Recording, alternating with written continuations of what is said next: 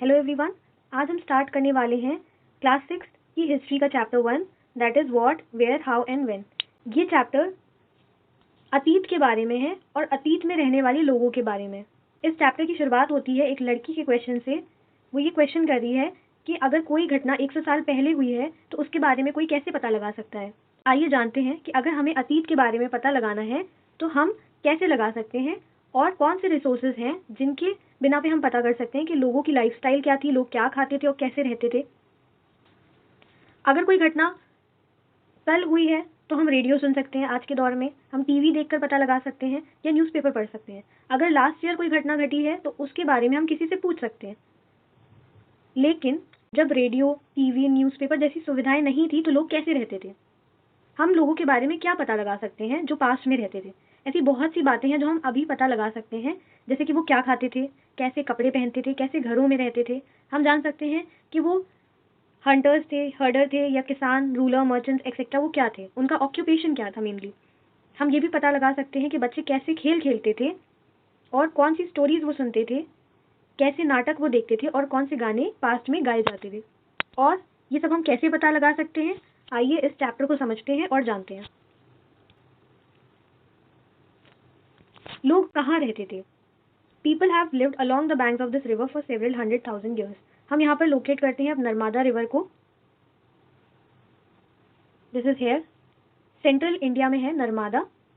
ये वो जगह है जहाँ लोग बहुत हजारों सालों से रहा करते हैं और सम ऑफ द अर्लीस्ट, कुछ पुराने लोग जो इसके पास रहा करते थे, इस नदी के पास रहा करते थे, वो अपना भोजन खुद इकट्ठा करते थे। उनको इस नदी के पास की प्लांट्स की वेल्थ के बारे में पता था।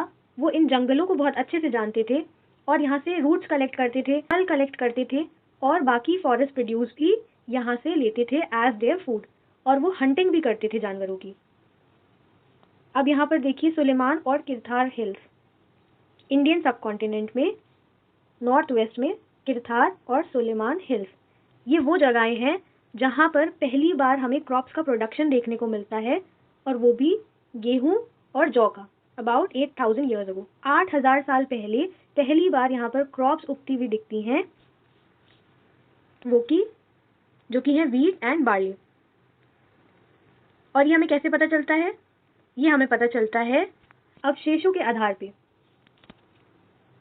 और लोग यहाँ पर पशुपालन भी करते थे। अब देखिए यहाँ पर नॉर्थ ईस्ट में गारो हिल्स और सेंट्रल इंडिया में विंध्यास, ये वो जगहें हैं जहाँ पर हमें एग्रीकल्चर डेवलप होते हुए दिखता है। और जो जगह विंध्यास के नॉर्थ में है, यहाँ पर चावलों का प्रोडक्शन पहली बार देखा गया। अब लोकेट करिए यहाँ पर river Ganga and it's tributaries.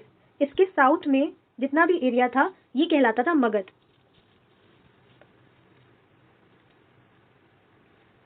अगर हम बात करें सबसे अर्लीस्ट ह्यूमन सेटलमेंट के बारे में, तो वो हमें दिखने को मिलता है इंडस और उसकी सहायक नदियों के आसपास, वो भी 4700 ईयर्स अगो। उसके बाद ह्यूमन सेटलमेंट आपको देखने को मिलेगा यहाँ गंगा और उसकी सहायक नदियों के आसपास, वो भी 2500 ईयर्स अगो।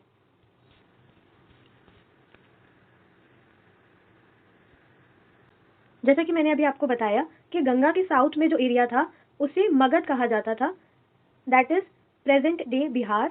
इसके रूलर्स बहुत पावरफुल थे और उनका बहुत बड़ा लार्ज किंगडम हुआ करता था। और भी किंगडम्स अलग अलग जगहों पे बने। पूरी हिस्ट्री अगर हम उठा के देख ले तो थ्रू आउट लोगों ने ट्रैवल किया एक जगह से दूसरी जगह सब कॉन्टिनेंट में। अब ये जो पर्वत पहाड़ हैं जैसे हिमालय, रेगिस्तान हो गए, नदी हो गई, समुंदर हो गए, ये एट टाइम्स जर्नी को बहुत टफ बना देते थे, पर लोगों ने फिर भी क्या किया, ट्रैवल करना नहीं छोड़ा। औरतें और पुरुष फिर भी ट्रैवल करते थे अपनी लाइवलीहुड के लिए, या तो एक जगह से दूसरी जगह भाग के जाते थे। अगर कोई नेचुरल डिजास्टर हो जाता था, जैसे कि बाढ़ आ जाती थी या सूखा पड़ जाता था, तो खाने की खोज में वो एक जगह से दूसरी जगह ट्रैवल करते थे। और लोग युद्ध के दौरान एक जगह से दूसरी जगह भी जाया करते थे दूसरे लैंड को कॉन्कर करने के लिए। और जो मर्चेंट्स होते थे, व्यापारी होते थे, वो कैरावन्स के साथ या शिप्स के साथ ट्रैवल करते थे और वैल्यूबल गुड्स एक जगह से दूसरी जगह पहुंचाते थे। जो धार्मिक गुरु होते थे वो धार्मिक इंस्ट्रक्शंस देने के लिए, एडवाइस देने के लिए गांव से गांव जाया करते थे, टाउन से टाउन जाया करते थे। और कुछ लोग ऐसे भी होते थे जो एडवेंचर के लिए ट्रैवल करते थे, जिन्हें नई जगह डिस्कवर करनी होती थी। तो इससे हुआ क्या, लोग ट्रैवल करते रहे और ट्रैवल करने से क्या हुआ, लोगों के बीच में आइडियाज़ शेयर हुए और हमारा जो कल्चर है वो क्या हुआ, वो इनरिच हुआ। ये लोग सब कॉन्टिनेंट के बाहर जाते थे, माउंटेन्स को पार करके, समुंदर को पार करके, तो जो लोग बाहर के थे वो भी बाहर से अंदर आया करते थे। इस मूवमेंट की वजह से हमारा कल्चर और ट्रेडिशन काफ़ी इनरिच हुआ। लोगों ने स्टोन कार्विंग के नए नए तरीके सीखे, म्यूज़िक कंपोज करना सीखा और खाना बनाने के डिफरेंट डिफरेंट तरीके सीखे for several hundred of years. अब बात करते हैं हमारे कंट्री के नाम की। तो हमारे कंट्री को दो नाम से जाना जाता है, एक है India and the second one is Bharat. India word जो है वो इंडस से निकल के आता है और इंडस जो है वो संस्कृत में सिंधु है। सिंधु नदी को इंडस कहा जाता है। जब ईरानियंस और ग्रीक्स आए नॉर्थ वेस्ट से तो उन्हें इंडस के बारे में पता था and the land to the east of the river was called India.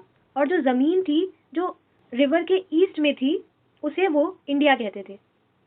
अब भारत एक ग्रुप हुआ करता था, एक क्लैन हुआ करता था जो नॉर्थ वेस्ट में रहा करता था और इनका मेंशन ऋग्वेद में भी है। अब पास्ट के बारे में बहुत सी बातें पता हमें चल गई कि लोग कहाँ रहते थे। सबसे पहली अर्लीस्ट ह्यूमन सेटलमेंट हमें 4700 ईयर्स अगो दिखी इंडस नदी के पास, उसके बाद 2500 ईयर्स अगो गंगा के पास और नर्मदा रिवर के पास सेटलमेंट देखने को मिली। और क्रॉप्स प्रोडक्शन 8000 साल पहले हुआ किरथार और सुलेमान हिल्स के पास। लेकिन हम पास्ट के बारे में कैसे पता लगा सकते हैं? बहुत से तरीके हैं जैसे कि हम पास्ट के बारे में जिससे हम पास्ट के बारे में पता लगा सकते हैं। सबसे पहला तरीका है कि हम बुक्स की रिसर्च कर सकते हैं, उन्हें रीड कर सकते हैं जो बहुत समय पहले लिखी गई हों। ऐसी बुक्स को मैन्यूस्क्रिप्ट्स कहा जाता है क्योंकि ये हैंड रिटन होती हैं, ये ओरिजिनल डॉक्यूमेंट्स होते हैं।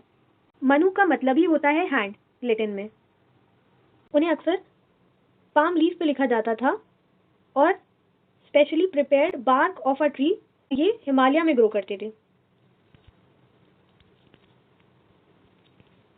ये देखिए, this is one of the manuscripts. जैसे कि ये मैन्यूस्क्रिप्ट्स पत्तों पे लिखे जाते थे तो ओवर ईयर्स कीड़ों के द्वारा इनको खा लिया गया, कुछ डिस्ट्रॉय हो गई, कुछ सरवाइव कर गई और कुछ को प्रिजर्व कर लिया गया मंदिरों में और मनिस्ट्रीज में। ये जो किताबें होती हैं ये डील करती हैं सभी सब्जेक्ट्स पे, जैसे रिलीजियस बिलीफ्स पे, प्रैक्टिसेस पे, और राजाओं की ज़िंदगी के बारे में भी बताती हैं। मेडिसिन की भी नॉलेज इसमें हमें देखने को मिलती है, साइंस के बारे में भी देखने को मिलता है। और ये जो मैन्यूस्क्रिप्ट्स हैं इनमें एपिक्स, पोएम्स, प्लेस भी देखने को मिलते हैं। ये ज़्यादातर मैन्यूस्क्रिप्ट संस्कृत में लिखी गई और बाकी जो लिखी गई हैं वो प्राकृत में लिखी गई हैं। It is a language used by ordinary people and Tamil. Past को पता करने के लिए हम इंस्क्रिप्शन को भी स्टडी कर सकते हैं। These are writings on relatively hard surface. किसी भी पत्थर पे या हार्ड सरफेस पे लिखी हुई राइटिंग को हम इंस्क्रिप्शन कहते हैं। जैसे कि अगर कोई भी राइटिंग है स्टोन पे या मेटल पे तो उसको हम क्या कहेंगे, इंस्क्रिप्शन कहेंगे। पहले के समय में राजा इंस्क्राइब करवाते थे अपने प्रजा को ऑर्डर देने के लिए ताकि वो उसे पढ़ सके और उसका पालन कर सके। और भी तरीके के इंस्क्रिप्शन हुआ करते थे जहाँ पर पुरुष और महिलाएं रिकॉर्ड करते थे जो भी वो करते थे। जैसे कि राजा महाराजा जो होते थे जब वो कोई युद्ध जीतते थे तो उस युद्ध को कोमेमोरेट करने के लिए रिकॉर्ड्स रखते थे, इंस्क्राइब करवाते थे। भी बचे कुछ अवशेष होते हैं बिल्डिंग्स के जो स्टोन या ब्रिक से बनते हैं, या पेंटिंग्स होती हैं, स्कल्पचर्स होते हैं, उनको स्टडी करने वाले लोगों को कहते हैं archaeologist. They also explore and excavate. वो एक्सप्लोर करते हैं, वो खोज करते हैं और वो खुदाई करते हैं ताकि वो टूल्स पा सके, पुराने वेपन्स पा, pots, pans, ornaments and coins जो पास्ट के हों, ताकि वो उन्हें स्टडी कर सके और पता लगा सके कि ये कौन से समय का कॉइन है या ये कौन से समय का पॉट है, किस टाइम पे कैसे ऑर्नामेंट्स पहने जा रहे थे, किस टाइम पे कैसे वेपन्स का इस्तेमाल हो रहा था, कैसे टूल्स का इस्तेमाल हो रहा था, कि 100 साल पहले ऐसा इस्तेमाल होता था, 100 साल पहले टूल्स ऐसे बनाए जाते थे, या 1000 साल पहले कैसे टूल्स इस्तेमाल किए जाते थे। इन सब की स्टडी जो करते हैं उन्हें हम कहते हैं आर्कियोलॉजिस्ट। ये जो ऑब्जेक्ट्स होते थे जैसे कि टूल्स, वेपन्स, ये अक्सर क्या होते थे, स्टोन से बने हुए होते थे या हड्डियों से बने हुए होते थे या पकी हुई मिट्टी या मेटल से बने हुए होते थे। और जो ऑब्जेक्ट्स कंपैरेटिवली हार्ड होते थे और ना खराब होने वाले होते थे, वो सर्वाइव कर जाते थे फॉर अ लॉन्ग टाइम। अब इस पॉट को देखिए, ये जो पॉट है ये कम से कम 4700 ईयर्स पुराना है। और ये राइट हैंड पे सिल्वर कॉइन देखिए, ऐसे कॉइन्स 2500 साल पहले इस्तेमाल हुआ करते थे। आर्कियोलॉजिस्ट एनिमल्स की बोन्स को भी स्टडी करते हैं, बर्ड्स और फिशेस को भी स्टडी करते हैं कि ताकि वो पता लगा सके कि लोग उस ज़माने में क्या खाया करते थे। पौधों के अवशेष बहुत ही रेयरली सर्वाइव करते हैं। अगर कोई सीड, ग्रेन का या लकड़ी का टुकड़ा जल जाए तो वो एक चैट फॉर्म में सर्वाइव कर जाता है। हिस्टोरियंस जो स्टडी करते हैं पास्ट को, वो एक वर्ड यूज़ करते हैं, सोर्स। वो रिफ़र करते हैं उस इंफॉर्मेशन को जो उन्हें मैन्यूस्क्रिप्ट से मिलती है, इंस्क्रिप्शन या आर्कियोलॉजी से मिलती है। जो सोर्सेस मिलते हैं उनसे हम पास्ट का पता लगा सकते हैं और ये बहुत ही इंटरेस्टिंग बन जाता है। इससे हम पास्ट को रिकंस्ट्रक्ट कर पाते हैं bit by bit. Historians and archaeologist detectives की तरह होते हैं जो सोर्सेस के आधार पर पास्ट के बारे में पता लगाते हैं। अगर आपने बुक का टाइटल पढ़ा है तो आपको पता होगा कि पास्ट प्लूरल में यूज हुआ है ताकि इस फैक्ट पे अटेंशन दी जाए, different groups of people had different past. जैसे कि जो चरवाहे होते थे या किसान होते थे पास्ट में, उनकी ज़िंदगी राजा महाराजाओं से अलग होती थी। जो लोग व्यापारी थे उनकी लाइफ डिफरेंट थी। जो क्राफ्ट पर्सन थे, जो हाथों से टूल्स बना रहे थे या हाथों से क्राफ्ट बना रहे थे, उनसे व्यापारियों की ज़िंदगी कितनी डिफरेंट थी। आज के लिए भी ये बात सच है क्योंकि आज के टाइम पे भी लोगों की डिफरेंट डिफरेंट ऑक्यूपेशन है। उस ज़माने में भी लोग different practices and custom follow करते थे in different parts of the country. अगर हम आज की बात करें तो most people living in the Andaman island get their own food by fishing. जो अंडमान आइलैंड में आज भी लोग रह रहे हैं वो अपना फूड फिशिंग के द्वारा, हंटिंग के द्वारा या फॉरेस्ट प्रोड्यूस को कलेक्ट करके पूरा करते हैं। और इसके कॉन्ट्रास्ट में जो लोग सिटीज़ में रहते हैं वो फूड के लिए सप्लाईज पे डिपेंड करते हैं। और ऐसे ही डिफरेंसेस पास्ट में भी हुआ करते थे।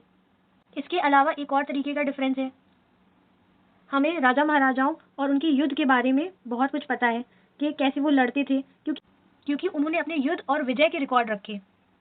और आमतौर पे ऑर्डिनरी लोग जो होते थे, जैसे हंटर्स होते थे, फिशिंग करने वाले या गैदरर्स एक्सेट्रा, वो ऐसा कोई रिकॉर्ड नहीं रखते थे। तो उनके बारे में ऐसे रिटन सोर्सेज इतने अवेलेबल नहीं हैं।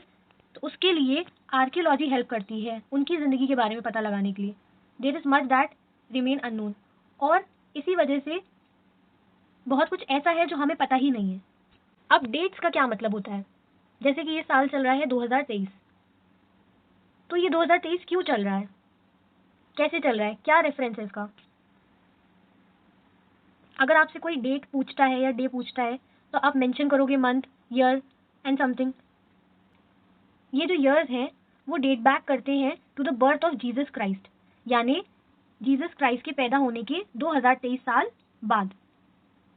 और जो भी घटनाएं या जो भी डेट्स जीसस क्राइस्ट के बर्थ से पहले होती हैं तो उसके लिए लगता है बीसी। जैसे अगर कोई इंसिडेंट जीसस क्राइस्ट के बर्थ से 100 साल पहले हुआ है तो वो कहलाएगा 100 बीसी, यानी 100 ईयर्स बिफोर क्राइस्ट।